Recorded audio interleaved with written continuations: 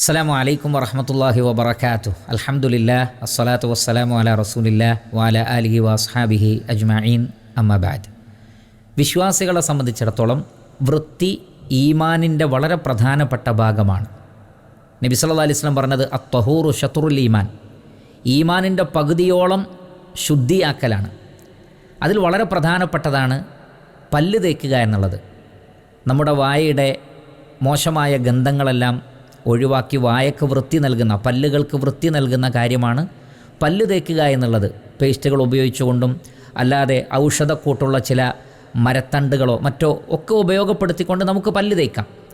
അപ്പോൾ ഈ പല്ല് തേക്കുന്നതിന് വിശ്വാസികൾ വളരെയധികം പ്രാധാന്യം കൽപ്പിക്കണം. അതിൻ്റെ ഒരു പ്രാധാന്യത്തെക്കുറിച്ച് നബി സല്ലല്ലാഹു അലൈഹി വസല്ലം പറഞ്ഞത് സ്വഹീഹായ ഹദീസിൽ കാണാം.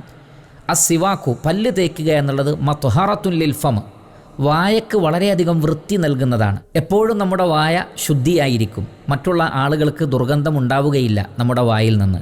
അതിനു പുറമെ അടുത്തത് ശ്രദ്ധിക്കൂ, മർവാത്തുൻ ലിർ റബ്ബ്, നമ്മുടെ റബ്ബായ അള്ളാഹുവിന് അങ്ങേയറ്റം തൃപ്തിയുള്ള കാര്യമാണ് ഒരടിമ പല്ല് തേക്കുക എന്നുള്ളത്.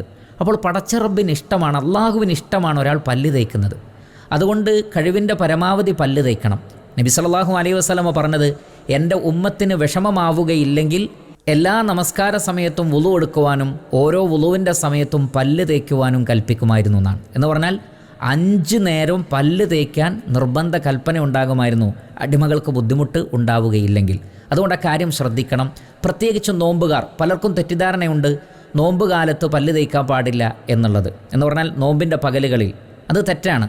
സ്വഹാബികൾ പറയുന്നത്, നബി സല്ലല്ലാഹു അലൈഹി വസല്ലമ നോമ്പുകാരനായിരിക്കെ ധാരാളം തവണ പല്ല് തേക്കുന്നത് ഞങ്ങൾ കണ്ടിട്ടുണ്ട്, ഞങ്ങൾക്ക് എണ്ണാൻ പോലും പറ്റിയിട്ടില്ല എന്ന് ആമിർ ബിൻ റബീഅ എന്ന് പറയുന്ന സ്വഹാബി പറഞ്ഞതായി സ്വഹീഹായ ഹദീസിൽ കാണാൻ സാധിക്കും.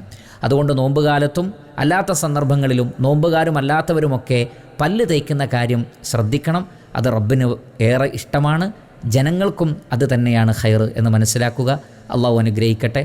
വസല്ലല്ലാഹു അലാ നബീന മുഹമ്മദി വആലിഹി വസഹ്ബിഹി അജ്മഈൻ വൽഹംദുലില്ലാഹി റബ്ബിൽ ആലമീൻ.